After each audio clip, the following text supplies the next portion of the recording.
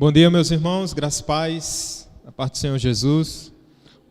Vamos continuar nosso passeio pelas igrejas da Ásia.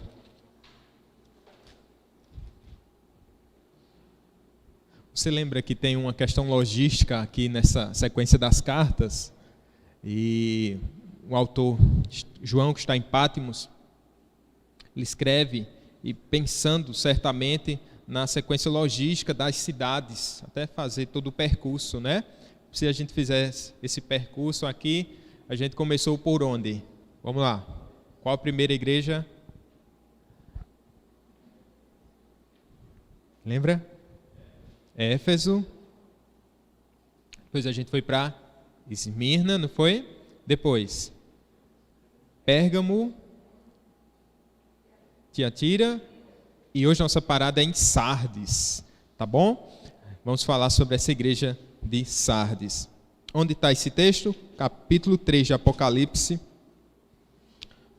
Vamos falar de Sardes, e aí temos mais duas igrejas da Ásia ainda, Filadélfia e Laodiceia, né? Capítulo 3 são 6 versículos somente.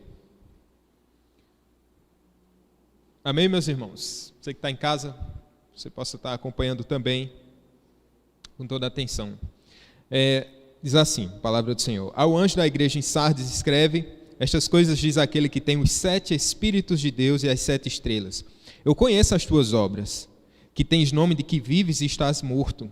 Sê vigilante e consolida o resto que estava para morrer, porque não tenho achado íntegras as tuas obras na presença do meu Deus. Lembra-te, pois, do que tens recebido e ouvido, guarda-o, arrepende-te. Porquanto, se não vigiares, virei como ladrão, e não conhecerás de modo algum em que hora virei contra ti. Tens, contudo, em Sardes umas poucas pessoas que não contaminaram as suas vestiduras e andarão de branco junto comigo, pois são dignas. O vencedor será assim vestido de vestiduras brancas, e de modo nenhum apagarei o seu nome do livro da vida. Pelo contrário, confessarei o seu nome diante de meu Pai e diante dos seus anjos. Quem tem ouvidos, ouça o que o Espírito diz às igrejas. Vamos orar? Obrigado por todo esse tempo, Pai, que nós temos estudado sobre essas igrejas da Ásia, assim como todo o livro. Tem sido lições preciosas para nós. E o Senhor escreveu as igrejas da Ásia, demonstrando o teu amor por elas, com a palavra de esperança, de exortação, com palavras de salvação, palavras de condenação também, e tudo isso para o bem daquelas igrejas. Da mesma forma, Pai, teu Espírito Santo pretendia escrever a nós. E hoje nós temos a oportunidade de, mais uma vez, ler esse texto, mais uma vez meditar nesse texto. Para alguns a primeira vez, para outros tantas vezes já ouviram sobre esse texto, mas que eu sei que o teu Espírito age, o meio da pregação da palavra, agindo e transformando. Nada podemos fazer pela nossa própria força, mas eu sei em quem tenho crido. Sei que o Senhor poderoso para agir em nosso meio, em cada coração aqui, cada irmão que está em sua casa. Que o Senhor possa nos abençoar por meio da instrução da Tua palavra, em nome de Jesus. Amém. Amém. Hoje eu vou começar com uma enquete, e vale um chocolate, né? Quem acertar ganha um doce, literalmente. Quer dizer, literalmente não, porque é um chocolate, né? Eu não sei. Para participar dessa enquete, você vai precisar cumprir alguns critérios. O primeiro deles é que você saiba o nome da rua onde você mora. Todos aqui sabem onde estão morando. Tem gente que não sabe, mas tudo bem, tá bom? Você sabe o nome da rua onde você mora. Segundo critério, né? Agora é mata-mata. O nome da sua rua é nome de alguma pessoa? Se você... Pronto, então a maioria está classificado. Então, está valendo. Quem saberia dizer, contar um pouco da história dessa pessoa, cujo nome foi dado à sua rua? Ele é o quê? Alguém? Será que esse chocolate vai para Heitor? Ele está comemorando em casa. Ninguém sabe? Sabe nem Quem é? Nunca viu na vida? Sim.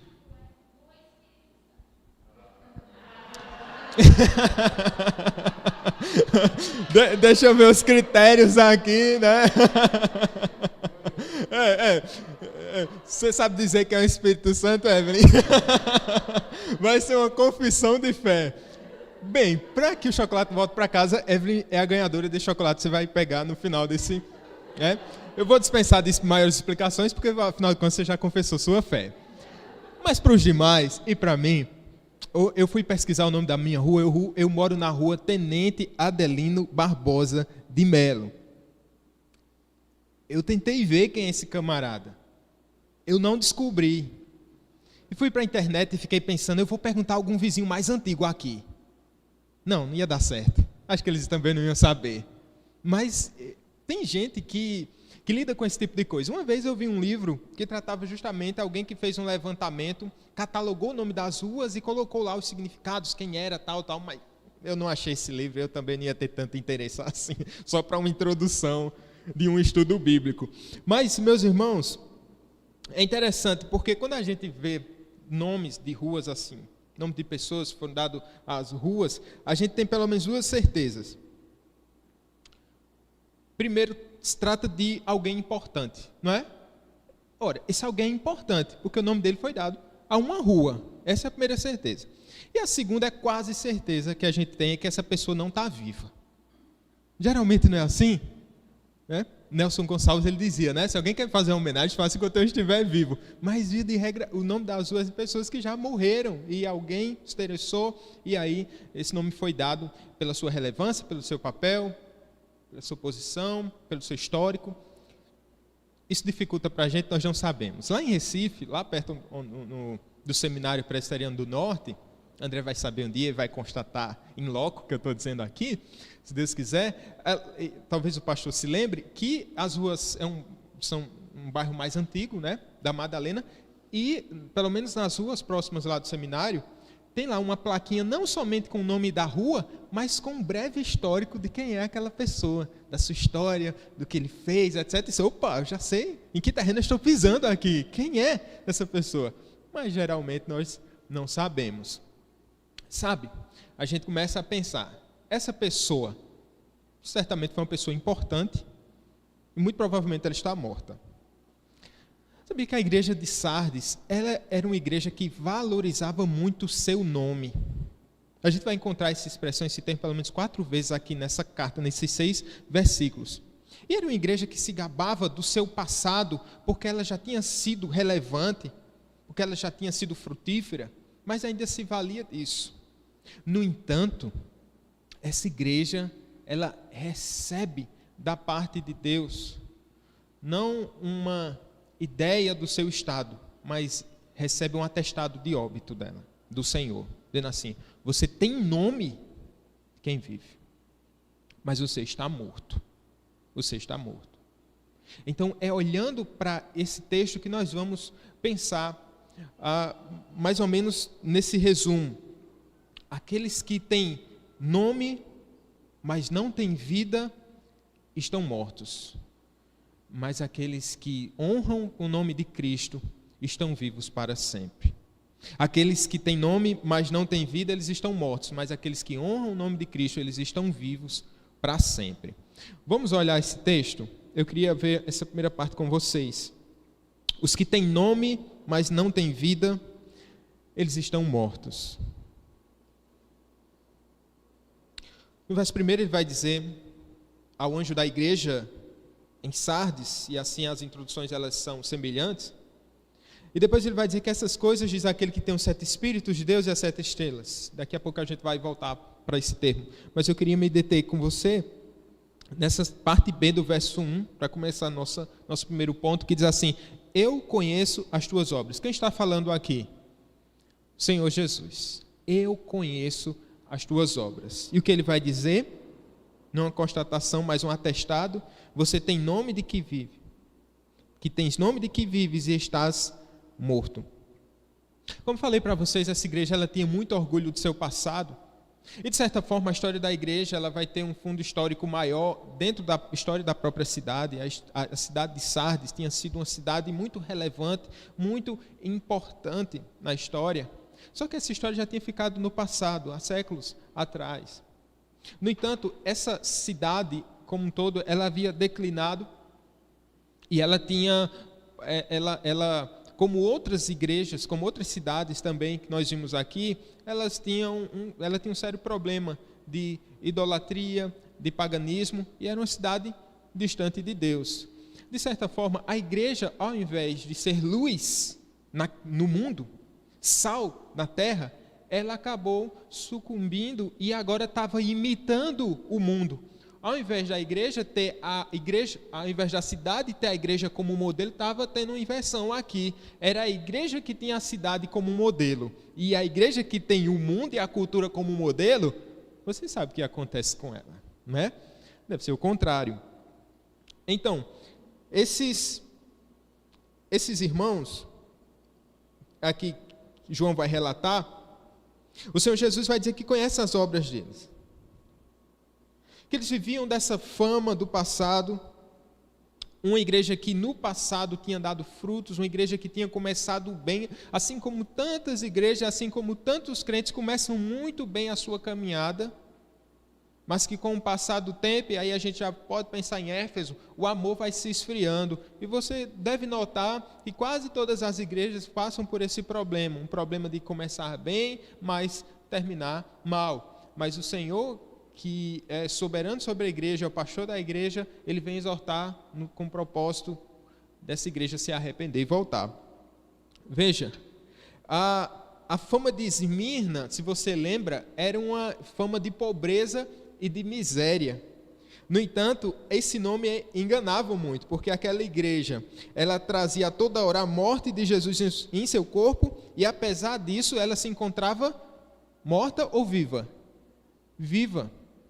E veja como o nome engana. Então, sobre Sardes, talvez todos soubessem que ela estava morta, menos ela mesma. Talvez as outras igrejas e outros irmãos, olhando de fora, olhando para a vida daqueles crentes, diziam assim: não, eu conheci aqueles irmãos, eu conheci aquela pessoa, foi uma pessoa que Deus deu muitos frutos, mas hoje ela não dá mais frutos para o Senhor Jesus.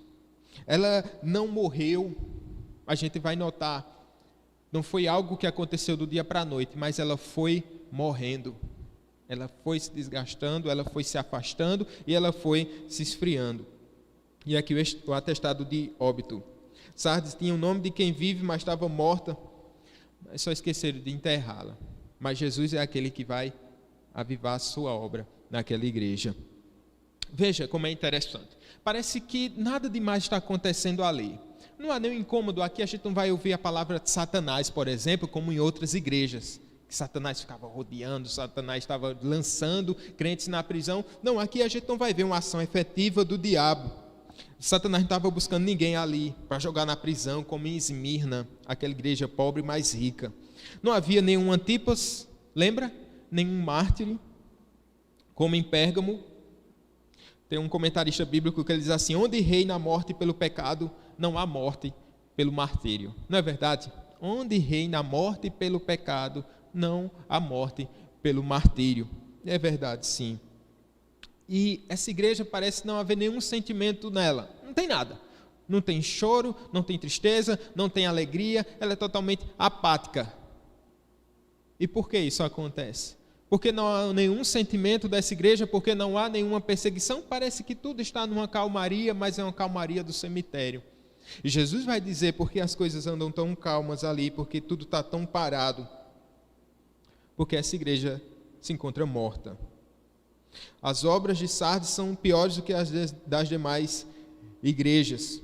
E nos parece que ela estava passando por um processo de auto-engano.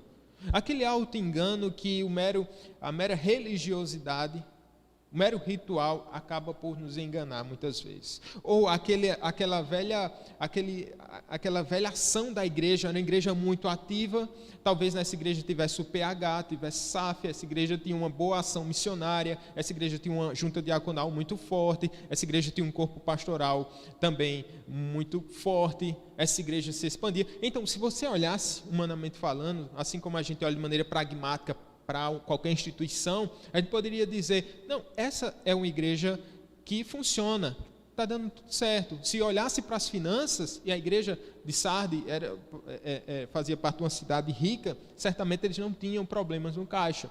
Então, humanamente falando, alguém que olhasse de fora, alguém que passasse na porta da igreja, pela rua da igreja, diria assim, eita, o nome dessa placa é Viva. Esse é um auto-engano. Esse diagnóstico que Jesus entrega para essa igreja é muito sério, muito grave. Veja no verso 2, na parte B. Jesus vai dizer, porque não tenho achado íntegras as tuas obras na presença do meu Deus. Essas obras, elas aconteciam. A igreja atuava, mas essa obra ela não era íntegra. Ou seja, essa obra ela não era perfeita. Quem sabe aqui havia um desejo de se apresentar, de se projetar, talvez um desejo de mostrar à sociedade ou com uma espécie de competição com outras igrejas do mesmo presbitério, dizendo assim, quem tem mais membros, quem tem a maior arrecadação, quem tem a melhor UPA, quem tem o MP mais atuante ou a melhor SAF, quem é que promove mais eventos. O fato é que, por uma motivação não bíblica, esses irmãos trabalhavam, e as obras deles, Jesus vai dizer, não são perfeitas, essas obras não são íntegras, na presença de Deus. Percebe? Na presença dos homens, tudo ok, mas ele vai dizer, na presença de Deus, essas obras não têm sido achadas íntegras, mostrando aqui que o nosso Deus é Ele que vê, e Ele que julga todas as coisas, e Ele está a par do que acontece. É uma igreja que tem o nome de quem vive, mas se encontra morta. Tem um trecho de uma música de um poeta famoso, Belchior. Ele diz assim, uma vida que parece muito calma tem segredos que não se podem revelar, escondidos bem no fundo da alma, não transparecem nem sequer num olhar. Percebe que às vezes acontece isso com a gente também? Uma vida que parece muito calma. Eu estou indo para a igreja, eu estou voltando e está tudo numa calmaria, está tudo na bênção. Tem segredos que não se podem revelar. Às vezes não é assim. Está tudo numa calmaria, mas há segredos no nosso coração. De uma vida escura, de uma vida que não tem agradado a Deus. Não se pode revelar esses segredos, porque eles estão escondidos bem no fundo da alma. Não transparece nem sequer num olhar. E aqui o Espírito está chamando a atenção da igreja, que de certa forma ela vivia uma dupla identidade. De certa forma ela não revelava aquilo que de fato ela era. De certa forma ela não demonstrava os frutos de arrependimento, mas havia atividades e havia um relatório pronto, bem feito, para mostrar para as pessoas. E eis aqui um grande alerta, aqueles que têm nome de quem vive, podem estar mortos. Isso mexe com a gente, porque o cristianismo, ele é mais do que uma confissão de fé, porque cristianismo é mais do que um culto. Quando a gente pensa em outros, a gente pode pensar em outras religiões, onde você faz o seu sacrifício, a sua oferenda, ou você presta algum tipo de culto, e dá uma certa quantia, e você vai com sua alma lavada para casa, porque você sabe que o seu serviço já foi prestado. Interessante que a palavra liturgia, né, ela significa isso, serviço. É um serviço. Mas, no que compete ao cristianismo, essa é uma liturgia que nunca se acaba. Vai acabar o culto, não sei que horas vocês estão torcendo para acabar, mas assim, depois de 11h30, tá bom? Aí vai todo mundo para casa e você vai almoçar. A liturgia não acaba. E na mesma liturgia você volta para cá. E você continua com o mesmo processo de adoração. É claro, a gente está falando de uma adoração pública, mas em termos de vida, do culto racional, é uma vida de adoração a Deus. Como é importante relembrarmos isso. Um nome que nós precisamos ter, não somente no hall de membros, porque essa era uma igreja que tinha um nome no hall de membros, mas a gente vai perceber que ficava só por aí. Gente, vamos para um segundo ponto. Os mortos espirituais, eles podem ser reavivados. Esse é um segundo ponto. Diante desse quadro, desse cenário, do que Jesus está falando sobre essa igreja, ele vai dar uma ordem com o propósito de despertar aquela igreja. Você deve notar que há mais ou menos 3 características de irmãos também nessa igreja, que são aqueles que estão mortos, só esquecer de enterrar. Esses. Tem aqueles que estão quase morrendo, tem aqueles que estão vivos. Jesus vai dar uma ordem aqui. Não é alguém que foi fazer uma consulta e o médico disse assim, você pode tomar esse medicamento ou não. Mas é alguém que está dizendo, você está morrendo. Ou você faz isso ou já era. Ele vai dizer no verso 2, na parte A, ele diz assim, a ordem é essa, ser vigilante e consolida o resto que estava para morrer. Literalmente ele está dizendo, se acorde, seja vigilante, porque essa era uma igreja sonolenta. Isso tem a ver com a cidade. A cidade de Sardes, ela ficava num monte, era uma cidade assim muito protegida, com fortalezas. Então, de certa maneira, os habitantes de Sardes, eles ficavam assim bem autoconfiantes de que eles nunca seriam atingidos ou tomados pelos inimigos. E de fato, eles nunca foram derrotados num confronto de algo frontal, de uma ameaça visível. Nisso eles se davam muito bem. No entanto, a história vai nos dizer que por 2 vezes essa cidade foi atacada na surdina. Nessas grandes muralhas, em 2 ocasiões, os persas, na primeira investida, eles tomaram essa cidade porque eles abriram uma entrada nessa grande fortaleza, de modo que os habitantes de Sardes não observaram e os persas eles invadiram e tomaram essa cidade, muito provavelmente à noite. Em outra ocasião também, estou falando aqui do século IV a.C., 2 séculos depois mais ou menos, o Antíoco Epifânio também vai tomar essa cidade com a mesma estratégia. E veja que interessante, e agora o Espírito está dizendo, olha, fiquem alertas, para não acontecer com vocês a mesma coisa que aconteceu com a cidade. Vocês se achavam assim, acima de qualquer ameaça, vocês se achavam tão protegidos, não durmam, sejam vigilantes, se acordem, é tempo da gente acordar, é tempo da gente despertar do nosso sono, desperta tu que dormes. Ele vai falar, consolida o resto que estava para morrer. Algumas interpretações sobre esse texto, mas é interessante a gente observar que é como se a parte dessa igreja ainda estivesse ali. Não estava morta, mas estava caminhando a passos largos. Digamos que estava na UTI, essa igreja.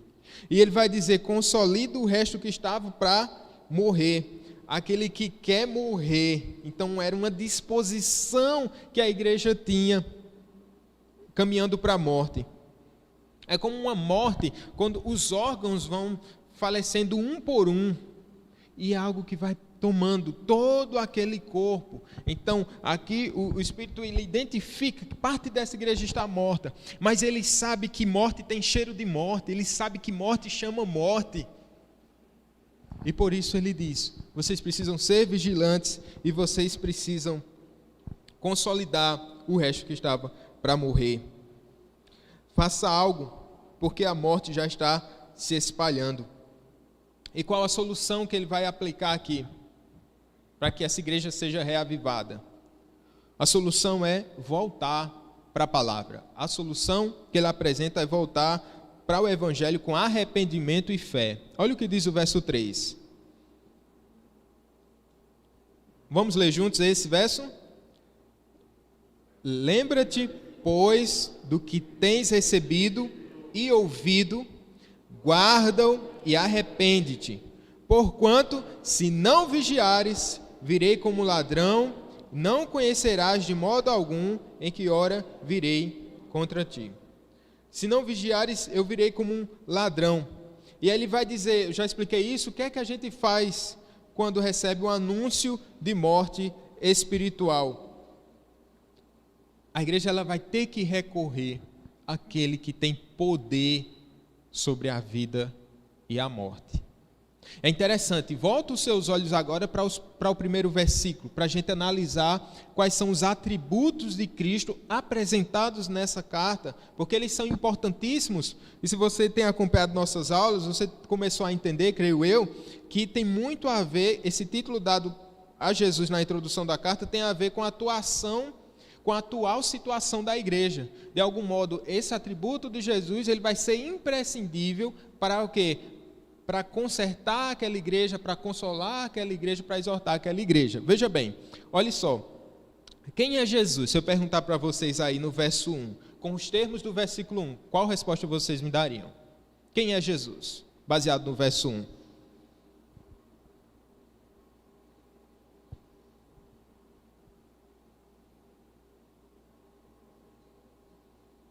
É aquele? Quem é? É aquele que tem o quê, irmãos? Olha a deixa, né? Aquele que tem os 7 Espíritos de Deus e as 7 estrelas. Jesus é apresentado aqui como aquele que tem os 7 Espíritos, ou seja, aquele que possui a fonte de poder para a igreja. Esse termo aí vai ser anunciado já no capítulo 1, no verso 4, depois você pode conferir. Ele é aquele que possui poder para a igreja, para suprir a igreja. E aquele que sustém as 7 estrelas implica dizer que ele é o verdadeiro sustentador da obra. Ou seja, ele tem o poder e é ele quem sustenta. E de certa forma essas coisas caminham para uma coisa só. Ele domina sobre a igreja. É como se o Espírito Santo estivesse falando aqui de maneira muito clara. Vocês não podem recorrer, lançar mão de coisas humanas aqui para tentar reavivar. Esse problema é tão sério que um programa de revitalização da igreja meramente não vai solucionar. Esse é um problema que não há uma estratégia, nem uma campanha de 7 cultos de oração que vá resolver. Ele está mostrando, vocês precisam voltar ao Senhor Jesus Cristo. E voltar ao Senhor Jesus Cristo é o caminho para a vida. E há um caminho aberto para a igreja. E veja bem o que ele está dizendo aqui. Essa referência ao Espírito Santo. Esse aqui não será o mesmo Espírito, irmãos, que soprou sobre o vale de ossos secos. Tem uma relação aqui com Ezequiel capítulo 37. Quando o Espírito manda com que o profeta profetize sobre um vale de ossos secos. Profetiza. E nesse ato de profetizar, pelo Espírito de Deus, o Espírito de Deus age de maneira tão poderosa que ele transforma um vale de ossos secos em um exército numeroso. Veja que diferença aqui. Um vale de ossos secos, cheiro de morte. Agora, pela palavra e pelo poder do Espírito Santo, todos aqueles ossos agora se transformam num exército numeroso.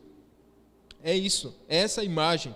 Aquele que tem os 7 Espíritos é o único que pode fazer com que a igreja de Sardes receba as palavras proféticas e respondam positivamente. Ou seja, onde não há o Espírito de Deus, a gente pode fazer qualquer coisa, usar qualquer estratégia, mas onde não há o Espírito de Deus, há um caminho para a morte. Mas onde há o Espírito de Deus, aí há o quê? Há um despertar espiritual, há um avivamento espiritual. É isso que esse texto está nos revelando. Em Ezequiel, para ser mais claro, Ezequiel 37:9, o profeta vai dizer: vem dos 4 ventos, ó Espírito, e assopra sobre estes mortos, para que vivam. Esse Espírito que vem dos 4 ventos e sopra sobre os mortos, para que eles vivam. As 7 estrelas são, como eu falei para vocês, são os anjos da igreja. Lá no capítulo 1, verso 20 vai dizer isso. Esses representantes espirituais lembram a igreja de que ela tem não só um aspecto humano, mas um aspecto celestial. A igreja, de certa maneira, tem uma existência, uma identidade no céu. e que esses ministros de Deus estão à disposição de Cristo para atuarem, avivando e ajudando e auxiliando a igreja. Veja que coisa linda o projeto de Deus, quando Ele dispõe, o seu Espírito age de maneira poderosa para despertar a sua igreja, Ele coloca à disposição da igreja os anjos. Tudo com o propósito de despertar e de avivar. Então aqui a gente pode perceber que até para a morte há saída. Mas o grande despertar aqui desse texto nos mostra que os mortos eles devem procurar ajuda, ou aqueles que estão quase à morte. Dentro de uma constatação humanamente irreversível, ela deve procurar o único capaz de lhe fazer reviver, viver mais uma vez. A igreja tem de recorrer àquele que venceu a morte. Eu já falei isso algumas vezes e é uma verdade. A igreja tem que recorrer àquele que tem poder sobre a morte, porque ele sabe muito bem como ressuscitar mortos. Ele sabe o caminho. Ele sabe o caminho para nos fazer levantar dessa vida de morte espiritual. Olha como é importante isso. A igreja aqui, ela acaba por se preocupar muitas vezes muito mais com sua reputação do que com sua espiritualidade. Muitas vezes a igreja, ou nós, enquanto crentes, falando de maneira individual, nós estamos muito mais preocupados com aquilo que as pessoas vão achar, ou para continuar alimentando uma certa imagem de crente, porque, olha, afinal de contas, se eu construir essa imagem, afinal de contas, se as pessoas me conhecem como tal, agora eu tenho que segurar a onda e eu tenho que sempre mostrar que eu sou aquele crente. Então, há por trás disso um certo orgulho. Há por trás disso um apelo muito maior àquilo que as pessoas estão vendo sobre você do que aquilo que verdadeiramente importa, que é o seu real estado espiritual. O cristianismo, ele pelo menos não deve ser uma vida de aparências, mas veja, esses irmãos acostumados com Sardes, com uma cidade que vivia muito mais de aparência do que de uma vida real, uma cidade que já tinha passado do seu apogeu, que há muito tempo já não era mais aquelas Sardes que você olhava de longe, tinha uma grande muralha, mas se você fosse olhar mais de perto, você ia ver as aberturas, ela tinha sido invadida de maneira sorrateira. Onde estão os teus soldados, ó Sardes? Mas para a imagem de quem olhava de longe, eis aquela Sardes. E muitas vezes somos assim. As pessoas olham de longe, vejam, olha aquele crente. Isso é orgulho espiritual. Muitas vezes é preciso que a gente lide com os nossos fracassos espirituais, com o nosso atestado de óbito. Muitas vezes a gente não pede ajuda a Deus, auxílio espiritual, auxílio pastoral, auxílio dos irmãos, mesmo sufocados pelo pecado ou vivendo uma vida miserável, minha reputação vai ficar arruinada. Sabe de uma coisa? É melhor continuar nessa vida de aparência e vivendo uma vida de miséria do que expor meu pecado e arruinar minha reputação. É melhor viver de fama mesmo. É melhor defender somente a minha reputação. E isso não implica dizer que você vai sair contando os seus pecados e colocar na sua testa e mostrar, né, a sua ficha e mostrando a todo mundo. Mas a importância disso é você tratar daquilo que está lhe levando à morte.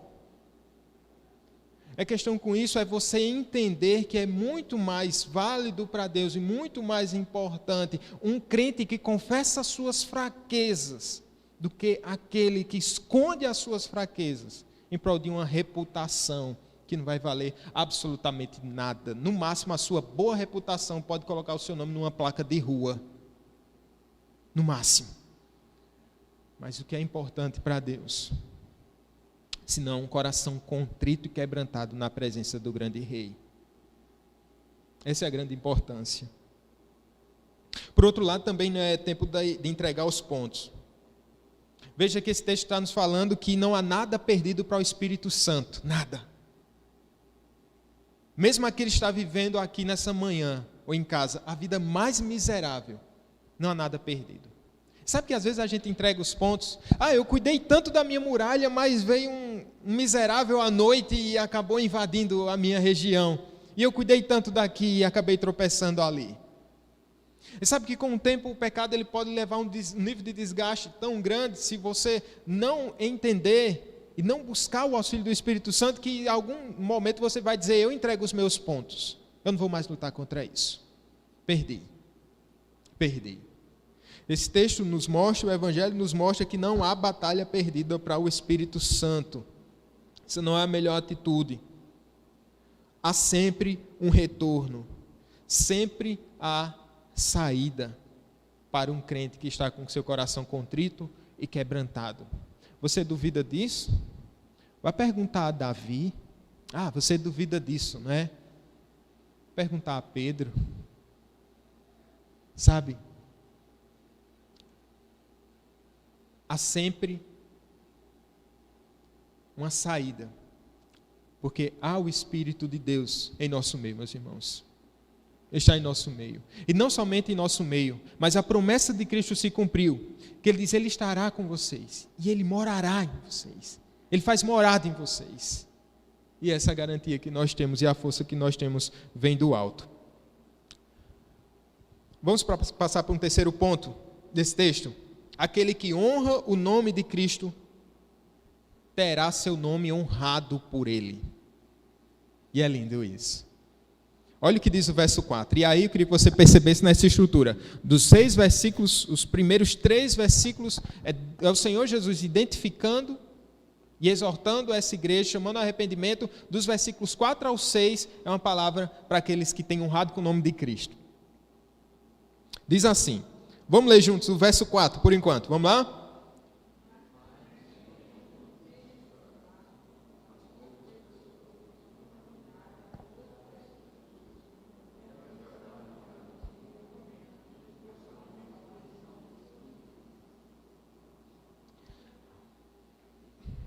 Tem gente morta na igreja,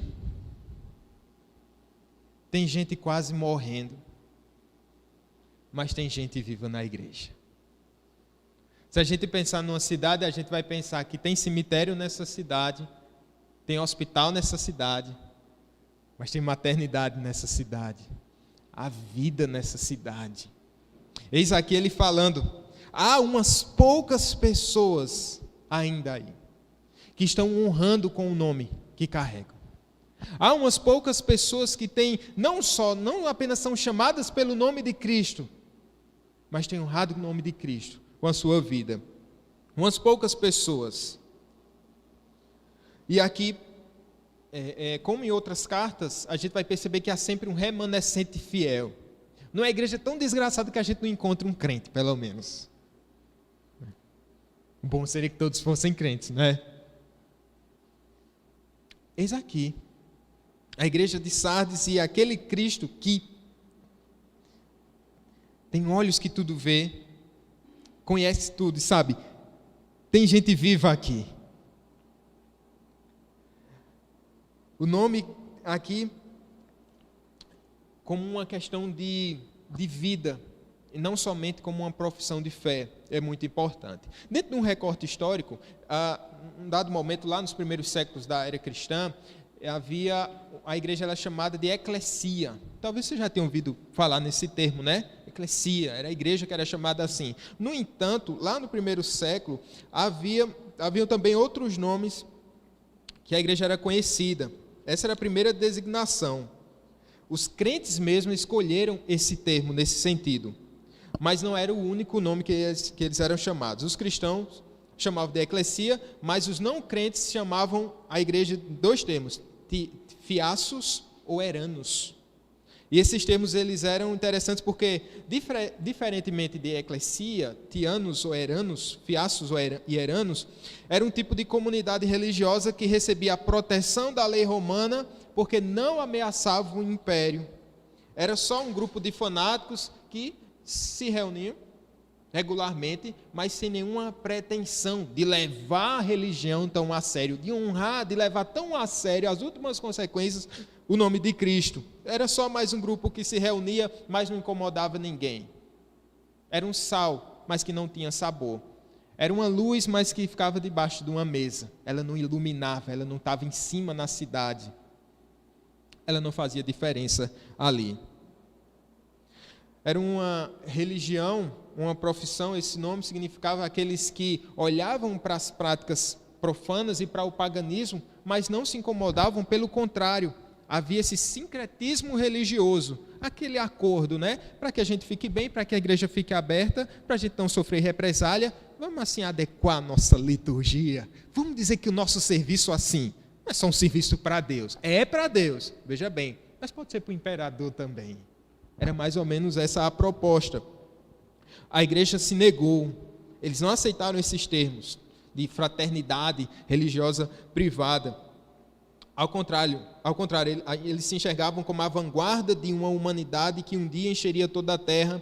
Seu evangelho era verdade pública, por isso eles desafiavam todas as lealdades concorrentes, incluindo a lealdade à doutrina pública de adoração ao imperador, ao Império Romano. Esse termo final eu extraí literalmente de um livro interessante chamado A Igreja Missional na Bíblia. E veja, esses termos, eles tinham outros nomes com os quais eles podiam se esconder. Dizer assim, não, eu sou cristão, mas eu posso conversar e posso negociar os termos da minha fé.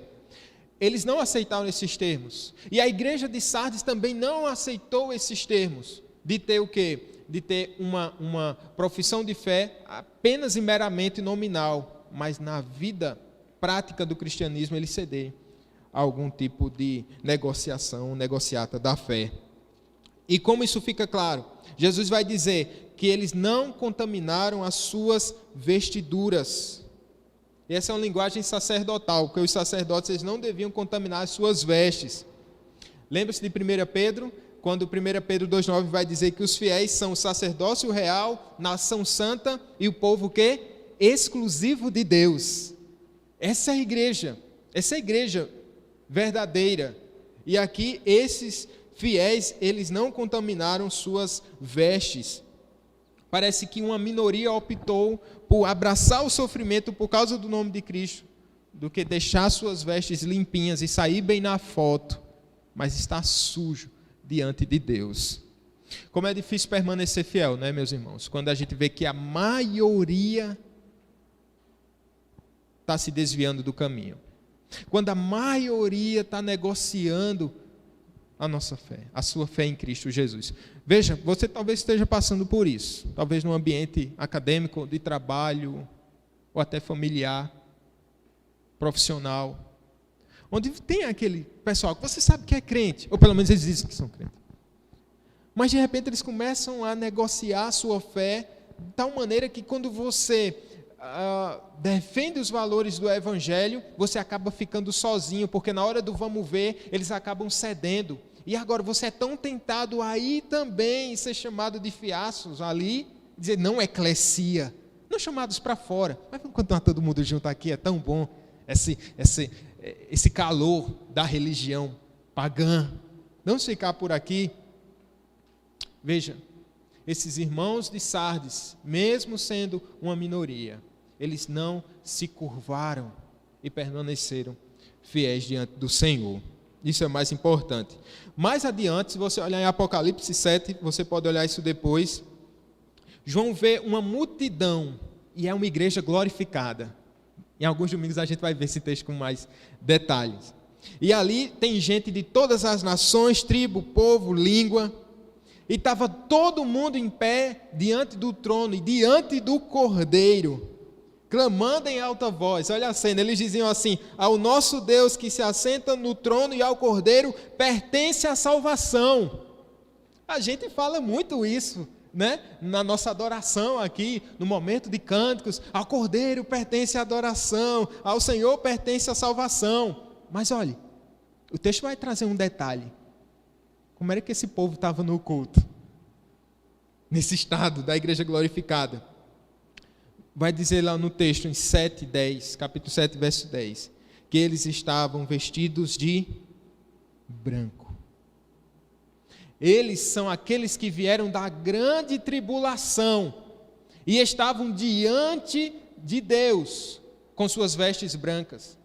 Eles sujaram suas vestes aqui na terra, de sangue, suor e lágrimas, por causa do nome de Cristo. Mas eis que agora eles se apresentam diante do Deus Todo-Poderoso, com suas vestes limpas, diante do Senhor. Qual a sua opção? Andar limpinho aqui na terra, mas cheio de pecado no coração, ou com sangue, suor e lágrimas, servir ao Cordeiro de Deus? Tendo a certeza e olhando e atentando não para as vestes que você veste aqui, dessa labuta desse mundo, mas da forma como você vai se apresentar diante de Deus. Eis aqui a opção desses irmãos, de levar o nome do Senhor Jesus Cristo a sério. E talvez, creio que há muitos fiéis aqui nessa manhã, se não todos, que não poucas vezes têm chorado por causa do nome do Cordeiro de Deus. E não poucas vezes têm suado por causa do nome do bendito e precioso. E quantos irmãos há na face da terra que partiram dessa vida com suas vestes manchadas de sangue? Não foi assim com o primeiro mártir, lá no capítulo 8 de Atos? Nosso irmão que morreu apedrejado. Não foi assim com Pedro, crucificado de cabeça para baixo? E assim importa, meus irmãos, que seja através de suor, lágrimas ou sangue, honremos o nome do Senhor Deus. Importa servi-lo e honrar o seu santo nome. Veja, Jesus ele faz uma promessa. No verso 5. O vencedor será assim vestido de vestiduras brancas e de modo nenhum apagarei o seu nome do livro da vida. Pelo contrário, eu confessarei o seu nome diante de meu Pai e diante dos seus santos anjos. Primeiro ele vai trazer essa problemática do livro da vida. No livro de Apocalipse, esse termo é recorrente, vai aparecer várias vezes, mostrando de maneira singular que esses que têm o seu nome no livro da vida, eles têm esse nome desde a eternidade. Ou seja, eles já foram gravados e esse nome não tem como sair de lá. Não tem anjo com corretivo, não tem anjo com apagador, ou quando você vai pecando, diz assim, não, hoje eu vou apagar o nome dele. É aquela teologia muito séria que eu já falei para vocês, do João Grilo, né? Fica rico, fica pobre, fica rico, fica pobre. Né? Não, hoje eu apago, hoje eu coloco o corretivo. Quando a gente observa o Evangelho de maneira geral, a gente pode entender de maneira clara que aqui diz respeito ao nome dos eleitos e que de maneira nenhuma esses nomes serão tirados ou apagados do livro da vida. Veja, de nenhum modo eu apagarei o seu nome do livro da vida. Pelo contrário, o que é que ele vai fazer? Eu confessarei o seu nome diante de meu Pai e diante dos seus santos anjos. Meu Deus, que coisa linda. Uma coisa é eu confessar o nome de Cristo aqui. Confessando o nome de Cristo com a minha vida, né? Eu chamo pelo nome de Cristo. Eu chamo pelo nome do Senhor, confessando com minha vida, com meu testemunho, na minha labuta, na minha luta contra o pecado, contra o mundo, contra o diabo, servindo fielmente e clamando e confessando diante dos homens o nome do Senhor Jesus Cristo. Mas a imagem aqui de Apocalipse, ela é extraordinária. É Jesus confessando nosso nome diante de Deus. Você se sente honrado quando você é amigo de alguém e esse seu amigo, ele conhece uma pessoa muito importante e essa pessoa, em alguma ocasião que estão no mesmo ambiente, te chama e chama aquela pessoa, olha fulano, esse é meu amigo fulano. Assim, prazer. A gente já fica cheio de perna, olha, ele me conhece agora, pelo menos por intermédio de alguém. Meus irmãos, nós somos conhecidos por Deus por intermédio do Senhor Jesus Cristo. E não é aquela coisa assim, eu conheço ele, pai, bacana, testemunho dele. É mais profundo que isso. Testemunho de Cristo eu morri por ele, pai. E nenhum daqueles que o Senhor me deu serão perdidos, Eles não podem ser perdidos. E esse, de fato, ele comprova através das suas obras que o nome dele estava escrito no livro da vida desde a eternidade. O que acontece através do nosso testemunho não é uma dúvida lançada se o nosso nome está hoje ou não está, mas é a confirmação de que o nosso nome sempre esteve gravado lá no livro da vida. Antes dos nossos pais se encontrarem, se casarem,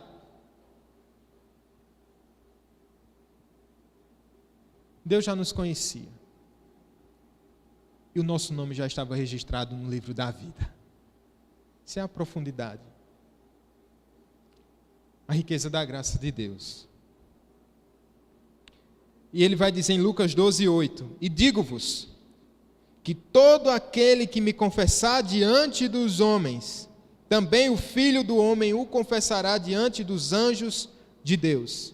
Diante do Pai, diante dos anjos. Eis aqui a confissão do Senhor Jesus Cristo. O que a gente pode pensar, meus irmãos? Como vale a pena honrar o nome de Cristo aqui nessa terra? Que o nosso nome seja como, não essas placas de ruas que a gente olha e nem sabe o que se trata, mas no andar, nas ruas da cidade, que o nosso nome seja vivo, a forma como a gente testemunha do nome do Senhor Jesus Cristo. Se Paulo disse que, inspirado pelo Espírito Santo, que nós somos como cartas vivas, fazendo uma analogia aqui, bem fraquinha, podemos dizer que nós somos placas vivas pela cidade, mostrando quem é Cristo, testemunhando de Cristo. Quem sabe até com histórico claro, para que as pessoas possam ver, que nem as placas de Recife lá, quem é você? Qual foi o seu sofrimento e qual foi a sua história. Mas não se trata da nossa história, em último caso, mas se trata da história do Senhor Jesus Cristo. Se trata da história da salvação. Alguém que vive o nome de Cristo, esse faz diferença. Talvez as pessoas não saibam o seu nome, nem você sabe o nome das ruas aqui, paralelas aqui à igreja. Talvez nem o nome da igreja você saiba. Só quando vai para pegar o Uber, né? Você precisa do endereço lá. As pessoas não vão saber exatamente o seu nome, o seu sobrenome, a sua história, seus diplomas, seu serviço ao exército, seja lá o que for. Mas elas vão saber muito bem a quem você serviu, pela forma como você viveu. Elas vão conhecer a Cristo. Elas vão conhecer a história do nosso Salvador. Você é uma placa na rua, na sua casa. Você é uma placa no seu trabalho. Você é o evangelho vivo, perambulando aqui. A história da redenção que Deus vai escrevendo. E você foi chamado a fazer parte dessa história. Irmãos, olhando para esse texto, a gente também observa que a igreja ela precisa passar por um avivamento. Senão ela vai passar por um sepultamento. Essa é uma frase do Hernandes Dias Lopes. A igreja ela precisa passar por um avivamento espiritual, porque senão logo ela vai passar por um sepultamento. Ela precisa ser renovada no seu amor, no seu interesse, no seu desejo por Cristo. A igreja, assim como você pode ter muitos e muitos anos e você pode viver até o seu último dia vindo para a igreja sem perder um culto. Ou talvez cumprindo todas as agendas da igreja, ou até muito atuante, seja na SAF, na UMP, na UPA, ou profeticamente falando, na UPH. Mas sem se converter. É possível. É terrivelmente possível. Mas eu falei para vocês, e vale a pena repetir, porque o Evangelho repete isso. Porque a nossa salvação ela começa com o Espírito Santo agindo no nosso coração, trazendo o sacrifício de Cristo, o amor de Deus revelado em Cristo Jesus, encravando em nossos corações e soprando sobre nós, quando estávamos mortos ali como um vale de ossos secos. Foi o Espírito que soprou quando você estava morto. E é o mesmo Espírito que sopra nessa manhã em todos os corações. É o mesmo Espírito poderoso para atuar na sua vida e mexer com a nossa igreja, mexer com a nossa condição, com a nossa fé. Veja, a igreja pode ter somente placa, bancos podem se tornar epitáfios, culto pode se tornar cerimônia fúnebre, mas pela palavra daquele que dá vida aos mortos pode haver um avivamento espiritual. Pode haver uma transformação espiritual. Pode haver uma conversão 1000 vezes melhor que um crente já vivido, longa data, professo, tão experimentado, possa se quebrantar um dia diante de Deus e dizer: Senhor, eu nunca te conheci, eu nunca me converti, mas sopra hoje no meu coração, porque o teu Espírito é poderoso para começar essa obra. O Espírito é poderoso para agir no início da nossa fé, mas Ele continua a operar em nossas vidas, porque é Ele, afinal de contas, que nos sustenta, e é Ele, afinal de contas, que aviva o nosso coração. A única morte que deve haver entre nós, celebrada, é a morte de Cristo. É através da sua morte e ressurreição. Romanos 6 vai dizer: vocês já morreram para o quê, irmãos? Para o pecado. O atestado de óbito não é Cristo que deve nos entregar, meus irmãos, como igreja morta, mas atestado de óbito daquele que esteve morto, mas agora conhece a Cristo. E o nosso atestado de morte é uma morte para o pecado, é a morte para o mundo, é a morte para nós mesmos. Essa é a morte que nós devemos ter, esse é o atestado que nós devemos carregar, morrendo todos os dias, mortos para o pecado. A gente foi sepultado juntamente com Cristo, fomos ressuscitados para uma nova vida nele. Eu espero que você tenha ouvidos. Espero que você tenha ouvidos. Espero que tenhamos ouvidos para ouvir, porque é justamente isso, para encerrar essa carta, que o anjo vai dizer: quem tem ouvidos, ouça o que o Espírito diz às igrejas. Vamos orar, meus irmãos.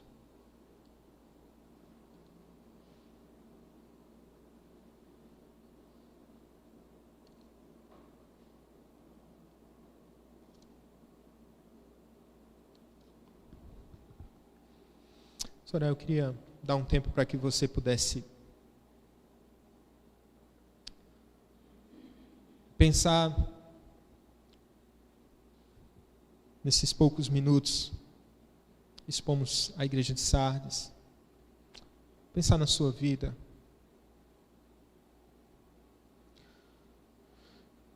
Nessas 3 condições. Se você está morto, você precisa de conversão. Você pode se converter nessa manhã. Se você está quase morto, você pode voltar para o Evangelho.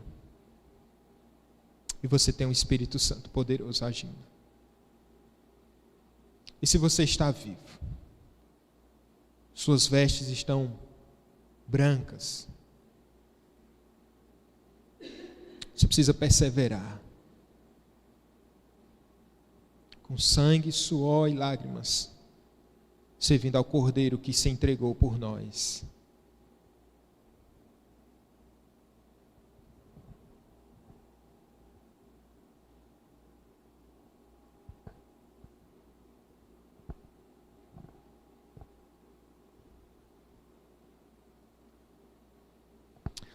Senhor Deus, obrigado porque o Senhor ama a sua igreja. A igreja que o Senhor comprou pelo seu próprio sangue, regenerou e resgatou. É o Senhor que sabe a realidade da nossa fé e da nossa vida. O Senhor não tem uma ideia aproximada do nosso estado espiritual, mas de maneira clara, o Senhor conhece cada um de nós. De maneira clara, o Senhor conhece o estado da nossa fé e da nossa conversão. E como é importante, meu querido Deus, pensarmos sobre a nossa conversão. Como é importante pensarmos sobre a nossa santificação. Como é importante pensarmos, ó Pai, na herança preparada para os santos, daqueles que não se contaminaram, Pai, que tropeçaram como qualquer santo de Deus, mas que não negociaram sua fé e pela graça do próprio Deus foi sustentado aqui nessa terra. Um dia, quando essa batalha acabar, os fiéis poderão dizer: espero eu, creio e oro para que cada um de nós está aqui nessa manhã possa dizer: eu venci o mundo, assim como meu Cristo venceu, e assim como Ele me prometeu dar essa vitória. Ao vencedor, esse andará com Cristo, com suas vestes alvas, brancas, e o Senhor nos confessará diante de Deus. Que permaneçamos firmes na nossa confissão, Pai. Que busquemos nos aproximar enquanto é dia. Se alguém dorme, que Teu Espírito desperte a nossa alma, para que possamos retomar essa carreira da fé, começar essa carreira na fé, ou completar essa carreira na fé. Nos abençoa, Pai, para a Tua glória. E assim como a igreja de Sardes recebeu e foi certamente comovida e exortada, Pai, há tantos séculos atrás, que nesse dia, nessa manhã, o Senhor nos chamou ao arrependimento e à fé. Por meio de Cristo, nada sem Ele, por meio do Teu Espírito Santo, porque sem Ele é impossível haver arrependimento. Pelo querido Pai, que tem nos amado profundamente, nós oramos. Amém. Amém. Amém. Dá, pastor Flávio.